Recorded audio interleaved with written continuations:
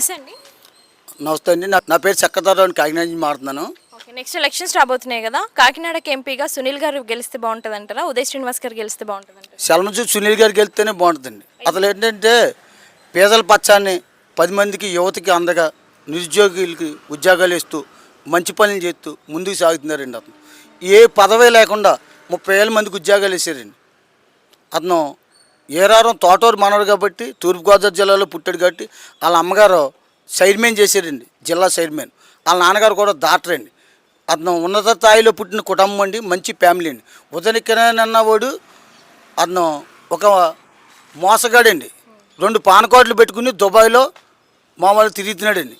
ఇక్కడికి వచ్చి మళ్ళీ మళ్ళీ ఉన్నాక పవన్ కళ్యాణ్ జోడికి సై అంటే సై అని పవన్ కళ్యాణ్తో చేసి ఇక్కడ టీటీఐలు అందరికీ డబ్బు ఇచ్చుకుని పెట్టించి బ్యాండ్ అంబాజర్ని అని చెప్పి వాళ్ళందరినీ మోసం చేసి ఆ డబ్బు తీసుకుని ఇతను ఎంపీ టికెట్